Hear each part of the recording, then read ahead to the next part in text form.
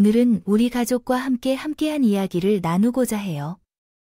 사실, 제와 동서 간의 관계는 항상 원만한 것은 아니었어요. 다른 가정에 비해 동서와의 관계는 특별했죠. 여기까지 온 이야기에는 긴 사연이 있습니다. 결혼한 지 7년이 지났는데도 아이가 생기지 않았어요. 남편과 저는 결혼 전부터 아이를 갖고 싶어 했지만 임신이 되지 않았어요. 몇 년 동안 자연적인 임신을 기다렸지만 실패했고, 시도해보지 않은 시술이 없었다고 해도 임신하지 못했어요. 불임일까 하고 생각했지만 의사는 불임이 아니라고 말씀해 주셨어요. 선생님께 질문 드립니다. 혹시 제 남편이나 저 중 한 명이 불임일까요? 검사 결과가 어떻게 나오는지 알고 싶습니다. 불임이 확인된다면 아이를 가질 생각을 포기할지 결정하기 전에 심사숙고를 해야 할 것 같아 입양을 고려해야 할까요? 또, 불임이 확인된다면 솔직한 답변을 원합니다. 부모가 될 수 있는 길은 아닌 것 같아요. 어렵겠지만 시술을 받으면 임신 가능성이 있을 거라는 희망적인 가능성이 있습니다. 정확한 해답을 드리지 못해 죄송합니다만, 불임은 아니고 임신 가능성이 있는 것으로 알고 있습니다. 계속 노력해야 할 것 같습니다. 년을 노력해도 임신이 되지 않아서 사실 매우 지쳤어요. 아이가 간절하니 계속 노력을 하기는 했지만 장기간 동안 임신이 되지 않아 포기해야 할까 생각도 들었습니다. 그러던 중에 의사 동서가 한 명 있었어요. 그런데 이미 아이가 둘인 상황이었어요. 애들이 벌써 한 명은 초등학생이고 다른 한 명은 유치원생이었어요. 결혼을 늦게 했기 때문에 시댁 식구가 되었을 때 동서는 이미 결혼하고 아이까지 낳았던 상황이었어요. 하지만 동서는 항상 제게 깎아내리고 싶어 하는 태도를 보였습니다. 직업이 의사이시더라도 제가 그러는 이유를 알 수 없었지만 나이가 많고 노인이라서 임신했음을 못하는 상황이라면서 그대로 저를 비웃었다. 형님, 나이가 많으시고 결혼하셔서 정말 힘드시겠어요. 그러게요. 약간 일찍 결혼하셨다면 임신하는 것도 조금 더 쉬웠을 텐데. 애쓰더라도 잘 안 될 텐데. 어떡하죠? 젊었을 때 결혼할 능력이 없어서 못하셨나요? 참 안타까워요. 동서는 틈만 나면 저를 늙어서 임신도 못하는 사람, 결혼이 늦은 사람 등의 문제가 있다는 듯이 깎아내립니다. 전 불편했지만 그래도 동서를 타야 했습니다. 저는 못해주세요. 동서 씨, 난임이라는 것은 나이와 상관없이 발생할 수 있어요. 어리건 많이든 여러분 모두가 그런 일을 겪을 수 있고, 저는 나눔이어서 이렇게 힘든데 꼭 그런 말을 안 해도 돼요. 어머, 형님도 그냥 인정하면 되는 거려. 임신이 잘 안 되는 이유가 명백히 나이 때문인데 왜 회피하듯이 이야기를 하시는 건가요? 인정하기 어려울 것 같아도 많이 힘드신 것 같으니 응원할게요. 동서 씨에겐 난임이라는 것이 나이와 관련 없이 발생할 수 있다고 설명해도 동서 씨는 비웃으면서 상황을 받아들이지 않으셨어요. 변명하는 듯이 행동했어요. 시어머니는 예전과 다르시다고 생각해요. 동서가 그런 식으로 이야기해도 크게 제재하지 않으셨고 저는 이미 당신이 여자 탓이라고 생각하신다는 느낌을 받았어요. 너무 억울해서 남편에게 토로하기도 했죠. 여보, 동서가 말을 너무 심하게 하는 것 같아요. 때때로 정말 속상해요. 아이 안 그래도 제가 힘들은데 그런 식으로 말할 수 있어서 어떻게 그래요? 시댁에서 소리 지르고 싸우는 것도 싫어해서 조용히 닿았는데 제 말을 듣지 않는 것 같아요. 재수 씨가 당신에게 너무하게 행동한다는 것을 알아요. 당신이 정말 고생 많으셔서 속상한 마음이 들어요. 그런데 당신의 말대로 우리가 기분 상했다고 소리 지르고 싸우는 것도 그렇고 가급적 그냥 무시하면 더 많은 스트레스를 받지 않을 것 같아요. 신경을 쓰지 않고 맞장구를 쳐주지 않아야 할 것 같아요. 저도 무시하는 것 외에는 딱히 방법이 없다는 것을 알고 있었어요. 물론 진짜 기분이 나쁘면 소리 지르고 싸울 수도 있겠지만 그런 행동을 하면 오히려 더 스트레스를 받을 것 같았거든요. 그러면 동서가 지금보다 더 난리를 칠 것 같았고 그래서 저도 동서의 말에는 귀를 기울이기로 했어요. 그나저나 나눔이라는 것이 얼마나 가슴 아프고 힘든 일인지 경험하지 않으면 모를 일이에요. 동네 산책을 하다가 유모차에 앉은 아이나 놀이터에서 노는 아이들을 보면 너무 예뻐서 멍하니 보게 되어요. 이렇게 간절히 바라도 임신이 안 되는 것이 얼마나 슬픈 일인지 중간에 한 번은 포기하고 반려동물을 키울까 하는 생각도 했어요. 하지만 아직 희망이 있다고 하니 완전히 포기하고 싶지 않았어요. 제 그때쯤 시험관 시술을 3번째 준비하고 있었는데 시험관 시술을 해보니 보통 일이 아니었어요. 뭐 돈도 돈이고 전신 마취를 받고 난자를 채취하는데 마취에서 깨어나면 허리 통증도 있어서요. 이미 2번 실패했기 때문에 이 모든 과정을 다시 거치는 것이 더 어려웠어요. 또한 실패를 할 때마다 희망이 약해지고 성공할 수 없을까 불안해져서 힘들었습니다. 그래도 할 수 있다면 아이를 만나고 싶은 간절한 마음으로 작은 희망의 끈을 잡고 3번째 시험관 시술을 진행했어요. 그러나 시험관 시술을 다시 한다는 소식을 듣고 시댁에서 만난 사람들은 비난하는 말을 하느라 바쁘셨어요. 어머, 그래서 요즘 사람들이 젊을 때 안자 채취해서 얼려두는 거예요 라고 말했는데 이런 말을 듣고 젊을 때 몇 마디 해두지 않았냐며 고생한 것에 대해 비꼬는 소리였습니다. 난자도 많이 안 나오는데 참 안 됐네요, 형님. 동서의 그런 말이 정말 얄미웠지만 전 여전히 그런 동서의 말을 무시하고 시험관 시술에만 집중했어요. 사실 동서는 본인의 삶이 마음에 안 드는 것 같았어요. 본인의 삶에 불만이 많아서 저한테 이런 소리들을 하는 듯 했죠. 평소에 자신의 일상에 대해 불평을 많이 했거든요. 그런 불만이 불씨가 되어서 저한테 튀는 것 같았어요. 동서는 돈을 잘 벌기 때문에 아이들을 돌봐줄 집에 이모님을 상주시키고 있었어요. 아예 집안의 방 하나를 이모님한테 주고 아이들을 보육을 맡긴 것이었어요.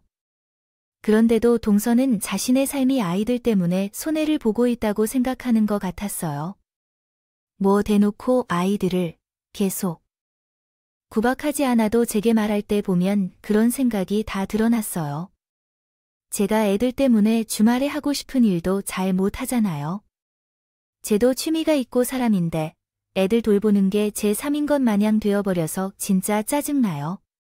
근데 형님은 좋겠네요. 아직 자유가 있잖아요. 하고 싶은 것도 다 못하고 이럴 거면 혼자 살 걸 그랬나 봐요. 나는 동생이 부러운 걸 알잖아. 난 아님으로 고생하는 게 나는 갖고 싶어도 못 가는 걸 동생은 다 가졌는데. 긍정적으로 생각해봐. 난 이민 사람한테 좋겠다고 말하는 것부터가 참 눈치가 없고 자기 말만 하는구나 싶었지만 쓸데없는 충돌을 피하려고 그냥 웃고 말았어요. 하지만 동서는 틈만 나면 아이들을 키우는 것에 불평과 불만을 늘어놓았어요. 애들 키우는 게 얼마나 힘든지 몰라요. 학교에서 연락이 오면 가봐야 되고 밥은 먹었냐, 이모가 잘 챙겨줬냐 물어봐야 하고. 전 육아가 잘 안 맞는 것 같더라고요. 그냥 일이나 계속하면 좋겠어요 라고 말했더니 시댁에서도 모두가 들으라는 듯이 그런 소리를 하니 민망했고 아이들이 들을까 걱정이 되었어요. 동서는 심지어 결혼 괜히 했다는 말을 아무렇지도 않게 하고는 했어요. 난 괜히 결혼했나 봐 집안일이랑 일하고 했죠. 육아가 너무 손에 잡히지 않아서 나는 이렇게 생각해. 나는 혼자 살았어야 했는데 내가 좋아하는 것들이 다 후순위가 되면 진짜 별로야. 만약 결혼이 이런 건 줄 알았으면 안 했을 텐데. 동서 대신 시댁 식구들 눈치 살피는 건 이런 제목이었어. 시어머니나 서방님이 말은 안 해도 그런 말을 들으면 얼마나 기분이 좋지 않겠어. 그런데 의사라는 타이틀 때문인지 동서에게 쉽게 뭐라고 하지 못했어. 그래도 기분이 별로인 게 눈에 보여서 괜히 내가 눈치를 봤었어. 동서는 눈치가 없는 건지 눈치를 볼 생각이 없는 건지 시댁 식구들이 듣고 있어도 상관하지 않았어. 이렇게 말야.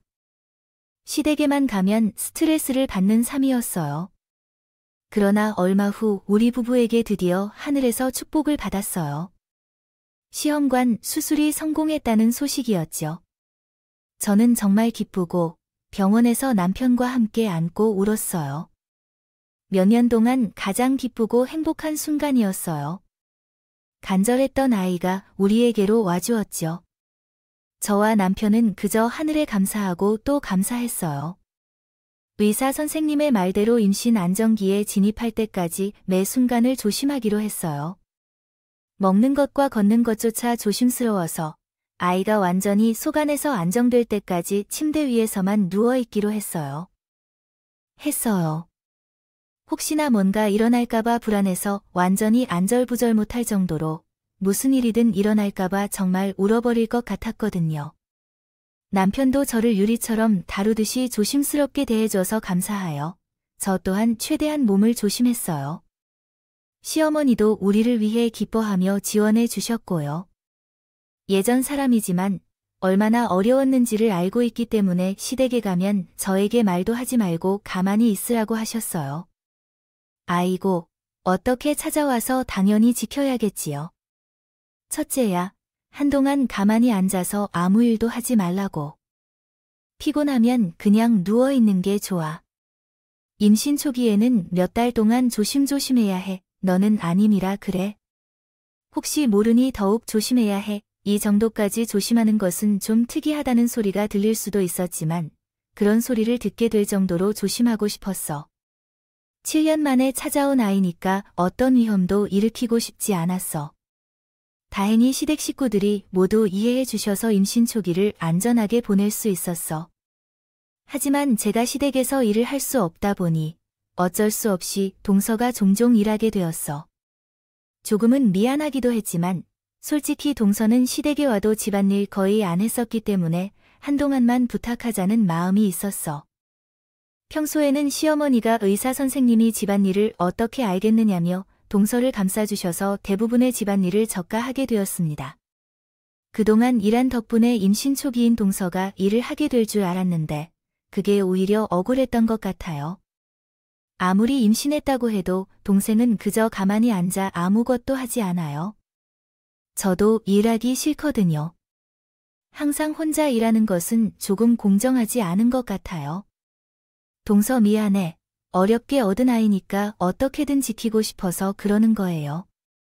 다음 달이면 임신 초기는 지나가니까 그때까지 좀 이해해 주세요. 나를 대신해서 일 부탁드려서 고마워요.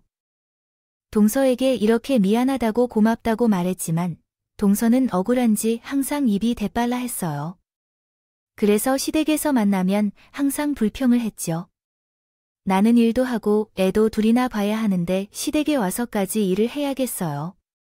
아, 형님도 손발 다 했잖아요. 일 좀 같이 하면 어때요? 요새 나가는 모임도 포기하고 시댁에 온 건데 여기 와서도 일해야겠냐고요. 미안해요, 동서. 그러면 내가 시어머니한테 말씀드릴 테니까 오늘은 음식을 배달시켜서 먹자. 저는 동서를 그렇게 달래서 음식을 시켜 먹었어요.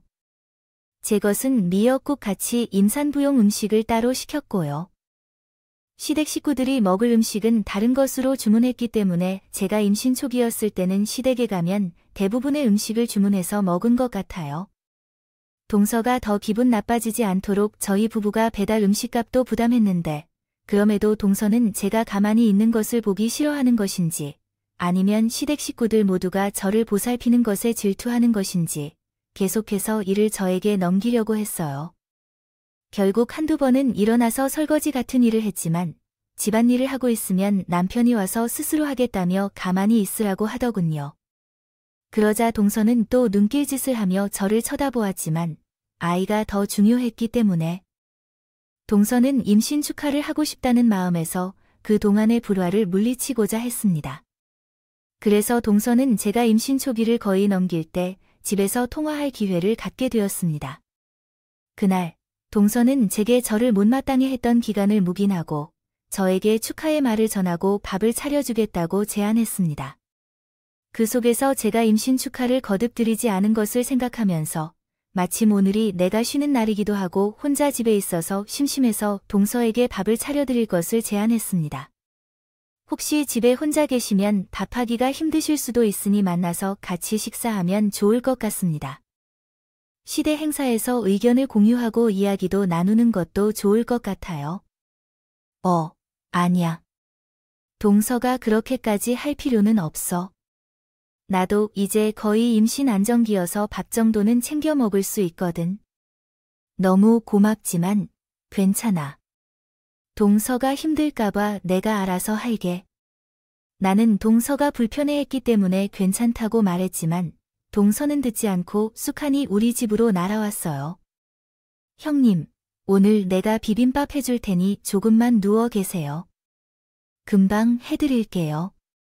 어느새 우리 집에 온 동서는 양손에 마트 봉투를 들고 와서 이렇게 말했어요. 솔직히 말해서는 평소에 괴롭히지 않아 너무 걱정했어요. 동서가 밥을 해준다고 해서 찝찝했지만 돌아가기도 어려운 상황이었기 때문에 일단 동서에게 맡기기로 했어요. 방에서 쉬고 있었는데 조금 후에 동서가 나와서 밥 먹으라고 부르더라고요. 그때 가보니 생각보다 아주 괜찮은 밥상이 마련되어 있는 곳이었어요. 반찬과 미역국 그리고 비빔밥 2그릇이 준비되어 있었어요. 비빔밥은 모두가 먹음직스러워 보였어요. 그동안 매운맛은 일절 먹지 않았지만 비빔밥에 들어간 고추장 반 스푼 정도는 이제 먹어도 될 것 같았어요.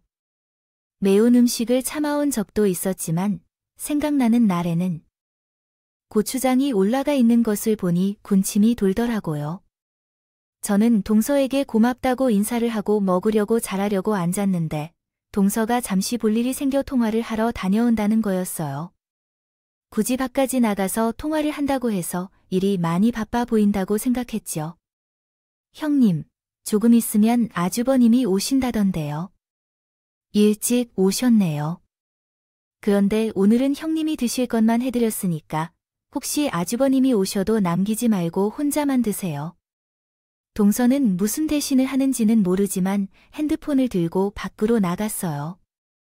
저는 배가 고파서 먼저 밥을 먹어야겠다 싶었어요. 밥을 차려준 동서는 없었지만 제가 뱃속에 아이가 먹는 것일 테니 동서에게 미안해도 먼저 숟가락을 대기로 했어요. 그래서 비빔밥을 섞으려고 하는데 갑자기 멈칫하게 되더라고요. 밥을 차려준 동서에게는 고마웠지만 그 동서가 저에게 밥까지 차려주러 왔다는 것이 머리 한구석에서 온전히 이해가 되지 않았거든요. 순간 혹시나 이 비빔밥을 먹어도 될까 하는 생각이 들었어요. 그런 생각까지 들자 저 스스로에게 드라마를 너무 많이 봤나 싶었지만 그래도 계속 찝찝한 것이 있었어요.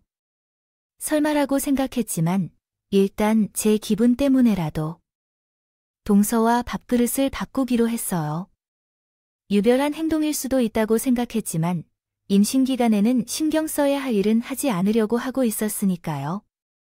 밥그릇을 바꿔 비빔밥을 비벼 먹었는데 생각한 것과는 달리 평범한 비빔밥이었어요. 그래서 제가 동서에게 너무 했나 싶더라고요. 어쨌든 오랜만에 먹는 비빔밥이 맛있어서 열심히 먹었어요. 그리고 얼마 후 동서가 다시 집에 들어왔는데 제가 비빔밥을 먹고 있는 모습을 보더니 동서는 웃으며 제 옆에 앉아 자기도 먹기 시작하더라고요. 형님, 맛있죠? 형님이 임신 중이라 못 드시는 게 많았잖아요. 그래서 제가 조금 신경 썼어요. 아마 특별히 더 맛있을 거예요. 제 입맛에 맞는 비빔밥은 평범한 비빔밥이었는데 동서가 생색을 내는 곳인지 그렇게 말하더라고요. 어쨌든 차려준 성의가 있으니 저는 맛있다고 감사하다고 말하고 먹고 있었지요. 그리고 동서도 자기 비빔밥을 팍팍 비벼서 먹기 시작했는데 한 입 먹자마자 동서가 소리를 지르더라고요. 어머, 이게 뭐야? 너무 매워. 물 어딨어요? 물 좀 주세요. 저는 반사적으로 놀라 동서에게 물을 건네줬어요. 그런데 제 비빔밥은 그렇게 매운 편은 아니었고 평범했거든요. 이상해서 동서의 비빔밥 그릇 안을 들여다봤더니 거기에는 아주 경악할 만한 광경이 펼쳐져 있었어요. 비빔밥 그릇을 보니 원래 제 밥그릇이었던 그릇 안에는 잘게 다진 회와 베트남 고춧가루, 후추 등 임산부인 제가 피해야 할 음식이 들어있었어요. 그것들은 잘 보이지 않게 그릇 아래쪽에 깔려 있더라고요. 저는 그것을 보고 놀라서 동서에게 말했어요. 동서야, 이게 뭐야? 나 임산부라서 날 것이나 매운 것은 안 먹는 거 알잖아. 그런데 내 비빔밥에 회랑 매운 양념을 넣어놨어. 그것도 안 보이게 맨 밑에. 지금 일부러 나한테 못 먹을 걸 먹이려고 한 거야. 동서는 매우 놀라면서 어머하며 말했어요. 무슨 말씀이세요, 형님? 제가 밖으로 착각했나 봐요. 아, 그리고 베트남 고춧가루와 후추 이런 것도 실수로 많이 나온 거예요. 회는 왜 들어갔지? 이상하다, 너무. 그렇게 몰아세우지 마세요. 제가 일부러 밥해 드리러 온 건데 이런 거 한 입 정도 먹는다고 큰일 안 나요. 제가 의사잖아요. 듣기 싫어. 너는 지금 내가 아이를 지키려고 애쓰는 것처럼 보여? 내가 몇 년을 노력해서 겨우 얻은 아이인데 말도 안 되는 심볼은 나를 괴롭히는 건 알았지만 정말 실망이에요. 사람이 어떻게 이럴 수가 있어? 당장 나가. 저는 아이를 얻기 위해 애쓴 만큼 정말 화가 많이 났고 동서에게 실망했어요. 도움 주려는 너의 점을 호의로 받아들였는데 동서는 음원짓을 한 것이었어요. 저는 화를 내면 집에서 동생을 내쫓았어요. 형님, 저 진짜 억울하네요. 비빔밥 좀 잘못 만들었다고 이렇게 내쫓으시는 거예요. 애써 밥까지 차려왔는데 정말 너무하시네요. 어떻게 이래요? 동생은 억울하다며 말했지만 저에게 쫓겨났어요. 그날 저는 남편에게 자초지종을 다 이야기했고 남편도 당연히 같이 화를 했어요. 그간 쌓인 게 많다 보니 속이 상해서 말하면서 눈물이 막 나더라고요. 아니, 우리가 얼마나 고생해서 얻은 아이인 줄 알면서 어떻게 일부러 그런 걸 먹으라고 할 수가 있어? 사람이 제대로 된 생각이란 게 있으면 이러지 않았을 거 아니야? 나를 얼마나 아무것도 아닌 걸로 봤기 때문에 이런 짓을 하냐고? 그리고 내가 미워도 아이에게는 이런 말을 해선 안 된다고. 아니야. 정말 너무 끔찍해. 그동안 내게 못된 말을 하는 것도 다 챙겨줬는데 아이가 어쩜 이런 짓을 알 수 있을까?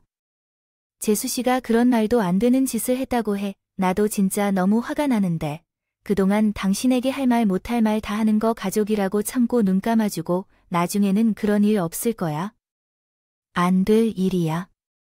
여보, 당신은 한동안 재수 씨랑 연락 끊으세요. 나도 용서가 안 되는 일이다. 동생한테도 말씀드릴게. 고생했어. 이제 신경 쓰지 마. 이 이야기를 남편에게도 다 전했어요. 그러자 며칠 후 저녁에 동서에게 전화가 왔을 때 동서는 매우 흥분한 상태였어요. 형님, 당장 우리 집으로 오세요. 지금 당장이요. 아니, 아주버님이 남편에게 완전히 이해할 수 없는 말을 했대요. 누가 말이 맞는지 지금이라도 와서 확인해 보자고요. 제가 동서의 이야기를 믿고 남편과 함께 동서네 집으로 가기로 했어요. 동서와 싸움으로 스트레스를 받았지만 동서가 이렇게까지 했다면 더 이상은 참을 수 없다는 생각이 들어서요. 그 이상 동서와 상대하고 싶지 않았어요. 동서네 집에 도착하자마자 서방님이 곤란한 표정으로 앉아 있었고 옆에서 동서가 거세게 말하는 것이었어요. 형님, 이제 언제 형님을 유아를까? 야, 쟤. 밥그릇에 회와 고춧가루를 넣었던 거예요. 결국에 제가 먹었잖아요. 아니, 사람을 모욕하는데도 정도가 있지? 어떻게 그런 말을 해서 제가 남편한테 혼낼 만큼 해야 되는 거예요? 동서가 내 비빔밥에 다진 회와 베트남 고춧가루와 후추를 섞어 놓은 거예요. 그것도 잘 안 보이게 맨 밑에 깔고. 동서가 통합받는다고 밖에 나가 있는 동안에 나는 아주 찝찝해서 동서의 밥그릇과 내 밥그릇을 바꿔 먹었어요. 내 두 눈으로 명확히 확인하고 그때 동서도 스스로 넣었다고 말했으면서 왜 이렇게 말하는지요? 참나, 형님이 지금 보니까 완전히 남을 모욕하셨네요. 증거가 있어요. 형님이 바꿔치기 해서 먹었다는 증거가 있냐고요? 제 밥그릇에 넣었던 건데 이렇게 모아서 마시는 거예요. 그만해요. 누구의 밥그릇에 들어가 있었든 그게 뭐가 중요해요. 임산부에게 밥 차리러 가서 그런 재료들을 굳이 넣었다는 것 자체가 문제인 거야? 당신 정말 왜 그래요? 형네가 어떻게 어디 나아 알면서 그런 생각을 하고 그런 행동을 할 수 있냐고요? 당장 형수님께 사과해. 듣고 있던 서방님이 갑자기 큰 소리를 내어 저와 남편도 깜짝 놀랐어요. 서방님도 동서가 잘못했다고 생각했는데 대화를 나누었던 것 같았습니다. 동서가 이런 식으로 나오자 더 이상 인내하지 못하고 화가 나는 것 같았죠. 서방님이 이렇게 제 편을 들어주시겠다며 동서를 혼내자. 동서는 오히려 더 미치게 날뛰고 있었어요. 지금 생각해보면 왜 내가 사과를 해야 하는지 모르겠네요. 형님이 사람에게 누명을 씌우고 피해자인 척하는데 내가 뭘 잘못했다고 사과를 해야 하나요? 당신은 누구 편인가요? 형님은 계속해서 나를 이상한 사람으로 만들려고 하고 있어요. 저희 부부는 동서를 더는 상대할 가치가 없다고 판단해서 동서의 말에 대답하지 않고 돌아서서 집을 나가기로 결정했어요. 그 모습을 보고 서방님도 미안해하며 어찌할 바를 몰랐어요. 동서가 계속해서 소리를 지르고 있었지만 우리는 그냥 무시하고 떠났어요. 결국요. 시댁의 식구들까지 동서가 한 짓을 다 알게 되었어요. 시어머니도 동서가 한 짓을 듣고 질려버렸는지 동서에게 연락도 잘 하지 않으셨어요. 동서는 시댁 식구들 전부에게 팽당하게 되었죠.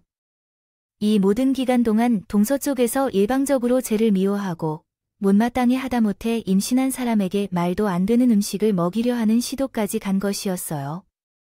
다시 생각해도 동서는 정말 끔찍한 사람이었죠. 그래요. 동서대로 그 음식 한 입 먹고 제가 유산이 되거나 큰일이 나지는 않았을지도 몰라요. 하지만 몇 년을 애써서 겨우 임신을 한 형님에게 그런 음식을 먹일 생각을 하다니요. 그것 자체로 경악스러운 일이었어요. 동서의 그 생각이 너무 어처구니 없어서 소름이 끼칠 정도였죠. 그 후 동서와 연락을 끊고 나서는 오히려 신경 쓸 일이 없어서 기쁘게 생각했어요. 시댁에는 필요할 때만 가고 시어머니께는 대략적으로만 말씀드리고 동서와 시간이 겹치지 않는 날에만 방문했어요. 어차피 시댁에서는 동서를 자주 만나지 않았으니까요. 그런 식으로 시간이 흘러가다가 우리 아이가 무사히 태어났어요. 우리가 소망한 그런 아이였죠. 아이를 처음 안았을 때 기뻐서 눈물이 나도록 흘렸어요. 시어머니도 아이와 함께하는 저희를 보며 기뻐해 주시더라고요. 마침내 아기 천사가 우리 집에 와서 저희 가족은 행복한 삶을 즐기고 있습니다. 그러나 오랜만에 서방님으로부터 연락이 왔습니다. 저희는 놀라운 소식을 들었습니다. 서방님이 동서와 이혼을 했다는 것이었습니다. 아이들은 서방님이 아이들을 키우게 되었다고 말하더군요. 그래서 우리 아이와 함께 만나게 해주면 좋을 것 같다는 이야기도 했습니다. 서방님, 그게 무슨 말씀이시죠? 이혼이라고요? 그건 연락이 없어서 죄송합니다. 그런데 많은 일이 있었나 봐요. 저희가 넘어갈 테니 귀하의 댁에서 이야기를 나눌 수 있을까요? 그래요. 그래도 형수님께서는 그동안 너무 죄송했던 게 있거든요. 지금이라도 사정을 설명하고 마음을 풀고 싶어 합니다. 남편과 함께 서방님 댁으로 갔습니다. 서방님을 만나 자초지중을 들어보니 이런 이야기였어요. 사실 전 아내와 이혼한 지 벌써 몇 개월이 지났어요. 그동안 제가 마음을 정리하느라 이제서야 연락을 드렸어요. 전처가 몇 년 전부터 어떤 모임에 참석하고 있었거든요. 아, 저도 기억이 나요. 이전에 동생이 내 앞에서 자주 불평을 했거든요. 아이들 때문에 모임에 참석하지 못한다고 하면서 그 모임이 서방님이 말씀하시는 그 모임인가요? 예, 아마 맞을 거예요. 정확히 어떤 모임인지 모르고 물어봐도 의사들이 모여서 세미나를 하고 연구하는 모임이라고만 설명해달라서 어쩔 수 없어서 말리지 못했거든요. 하지만 아무리 봐도 의사들이 모임에 참석하는 차림새가 같아요. 태도가 아니었어요. 나갈 때마다 어떻게나 꾸미고 나가는지 제가 아무리 몰라도 의사들 세미나에 그렇게 화려한 옷을 입고 나가지는 않을 것 같았거든요. 게다가 얼마나 자주 그 모임에 나가는지 몰라요. 처음에는 주말마다 나갔었는데 나중에는 휴가까지 내고 낮에도 만났어요. 어머, 그랬군요. 그거 아무리 봐도 의심스러운 것 같긴 한데 속으로 앓으신 분 같아요. 제가 너무 찝찝해서 종종 주말에 시댁에 가자고 하면 그렇게 불평불만을 늘어놓으셨어요. 제한테만 그러는 게 아니라 시댁에 가서도 그러고 형수님한테도 그러니 사실 그동안 저희 면목이 참 없었어요. 그래도 아내였으니 대놓고 명박을 하더라고요. 주지도 못하고 그리고 안 그래도 육아에 관심이 없는 사람이었거든요. 모임이 나간 후로 더 이상 아이들에게 관심이 없어졌단 거죠. 애써라서 바쁘니 상주 이모님까지 고용한 건데 집에 들어오면 아이들에게 한 번도 인사하는 생각이 안 들어가니까 쌩안이 방으로 들어가서 통화하면서 수다 떨다 보니까 말야. 저는 한두 번 그런 태도에 대해 대화를 시도했었거든요. 그러나 아무리 노력해도 상대방은 듣지를 않았더라고요. 결국 의심이 커져서 서방님이 어느 하루는 동서를 몰래 미행했다고 하더라고요. 동서의 뒤를 밟아 따라가 보니 동서가 도착한 곳은 어떤 허름한 벽돌 건물이었다고 했어요. 그 안으로 들어가 보니 오래된 사무실이 있었는데 동서는 그곳으로 들어간 것이었죠. 들키지 않게 몰래 문밖에서 안을 들여다보니 여러 명이 둥글게 둘러앉아 수다를 오래 떠는데 이상한 이야기를 하는 것이었어요. 자자 다들 노트를 들고 온 거죠. 우리를 못살게 꾸미는 못된 적 우리의 공공에서 노트에 적힌 사람 말이에요. 다들 아시겠지만 저는 우리 형님이에요. 아, 나는 육아하느라 이렇게 힘들게 살고 있는데 임신하고 싶다는 얼마나 유감스러운지. 아, 정말 못 봐주겠다니까요. 이번 주에는 어떻게 하면 법적으로 걸리지 않는 정도로 골탕 먹일 수 있을지 생각해 오기로 했잖아요. 다들 공유 좀 해봐요. 맞아요. 나는 우리 아주버님이에요. 시어머니랑 본인 아내한테는 비싼 선물 사주면서 매번 나한테 조금만 부족한 것들을 주신다니까요. 분명히 내 선물은 제일 싼 것을 고르셨을 거예요. 돈도 많으면서 왜 저를 좀 소홀히 여기시는지요? 돈이 많으신데 왜 나한테 좀 더 주지 않으시는지요? 진짜 마음에 들지 않아요. 이번에 시댁 가면 남들 눈에 안 보이게 신발을 버릴 생각이에요. 제 친동생은 항상 제가 보다 잘해서 부모님으로부터 칭찬을 받는데 제가 조금만 나타나면 소리를 질러서 그러는 말 좀 그만하라고 해요. 부족한 점을 보이면서 질투의 눈으로 다가와서 싫어요. 가족과 함께 저녁 식사할 때 실수를 범하면서 따뜻한 국의 옷을 물리면서 싶어요. 쏟아지는 것 같아요. 정말 왜 우리를 괴롭히는 사람들이 이렇게 많은지 모르겠어요. 그러니까 우리가 이런 모임에 참석한다 해도 스트레스를 풀어야 하지 않겠어요.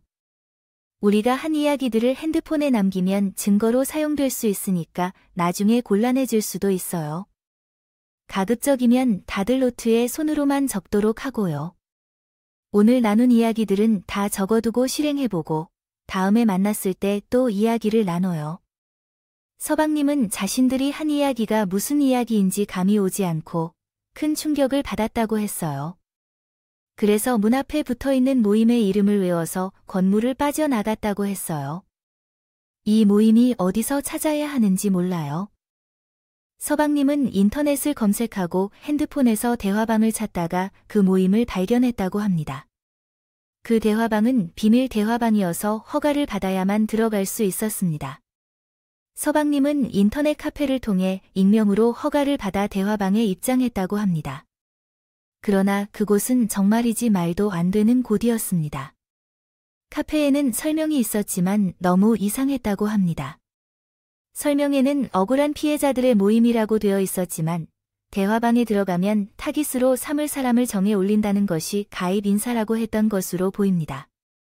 이 사이비적이고 제정신이 아닌 모임은 질투에 눈이 멀어진 사람들끼리 만든 것 같았습니다. 인터넷에서 참가자를 모집하여 모임을 구성하는데 서로 질투 대상을 정해 의논하며 그 사람에게 어떻게 보복을 가할지, 어떻게 망하게 만들지에 대해 계획을 세우고 실행한 뒤 후기를 공유합니다. 인터넷상에서 대화를 하다 보면 서로가 제시한 증거로 상대를 단죄할 수도 있다는 점에서 이러한 내용을 노트에 기록해야 한다는 규칙도 있다고 합니다.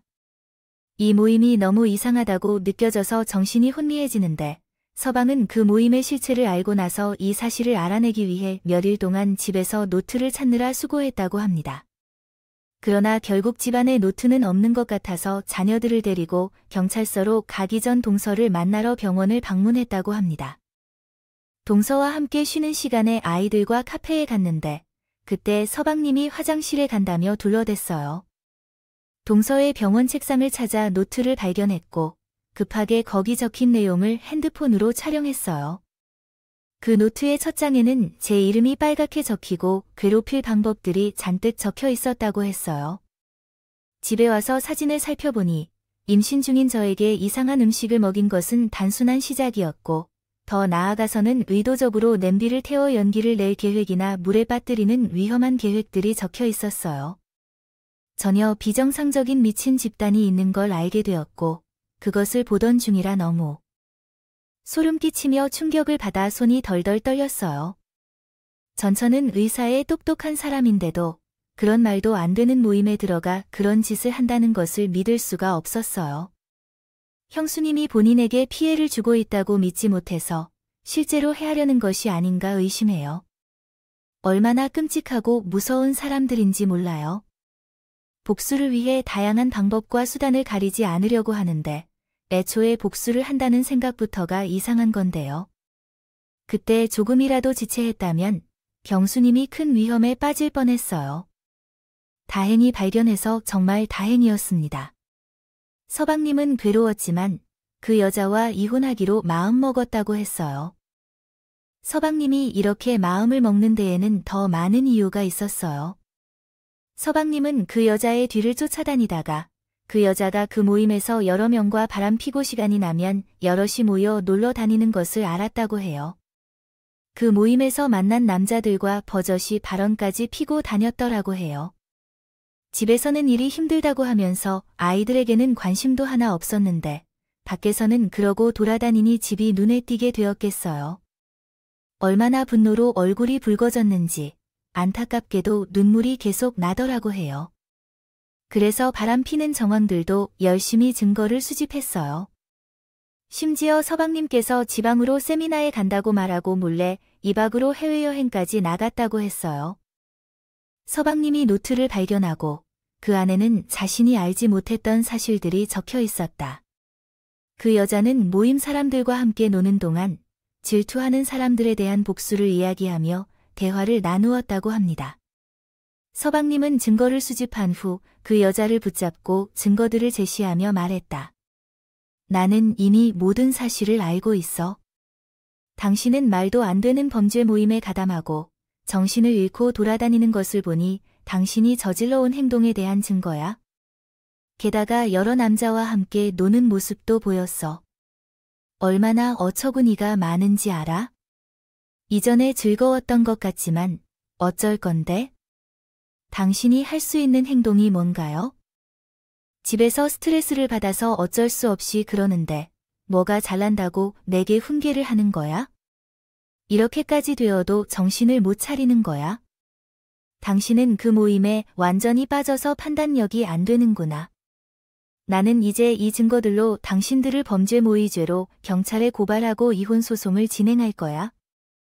이 증거들이 있으면 당신은 처벌을 받게 되고 이혼 소송에서 내가 이기겠다고. 서방이 이렇게 말하자 그제서야 동서는 조금 당황하는 듯 했어요. 그런데도 그날은 뻐드들더라가 다음 날이 되어서야 정신이 조금 들었는지 뒤늦게 서방에게 용서를 빌었다. 안녕. 생각해본 결과 내가 잘못한 것 같아서 미안한데 조금만 배려해 줄 수 있을까? 내가 살기가 힘들어서 그랬어. 내가 애들을 키우다 보면 탈출구가 필요하잖아. 그래서 그랬던 거야. 그러니까 너무 화를 내지 말고 친구하고 이혼하는 건 좀 생각해보자. 진심으로 하는 말이야. 정신을 좀 차려. 이런 상황이 되었으면 석고대죄를 해도 모자랄 판인데. 지금 뭐 살기가 힘들어서 배려를 해달라고 당신이 이렇게 하는 건 인정해. 하지만 당신이 집에 와서 대체 뭘 했어? 집에 오면 휘황찬란하게 꾸미고 나가서 남자들이랑 바람 피고 이상한 모임에서 형수님의 대상으로 범죄 모의를 하는 건 어째서야? 바빠서 미안해. 난 평생 당신을 배려해왔어. 그러나 이런 식으로 갚아야 한다는 걸 몰랐어. 또 형수님에게 그런 짓을 한 것은 정말 미친 짓이고 당신은 내가 계속 참아야만 하는 이유가 있어.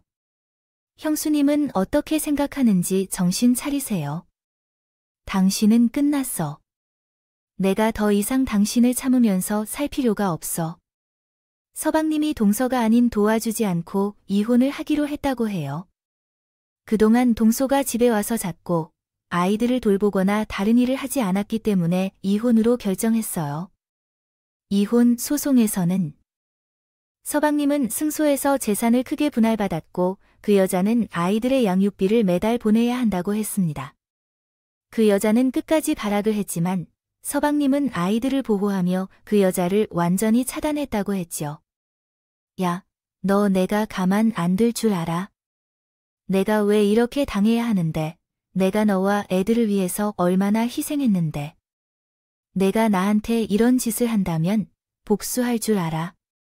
내가 어디서 해보든 상관없어. 왜 그 노트에 내 이름을 적어놓고 범죄 계획을 세우려고 하는 거야? 그래봤자 당신을 신고할 곳만 늘어날 뿐이야. 한번 해보시라 그래. 그리고 이 모든 건 당신이 자초한 거잖아. 내 탓을 하는 거 자체가 제정신이 아닌 거야. 가능하면 지금 정신 차리기를 바랄게요.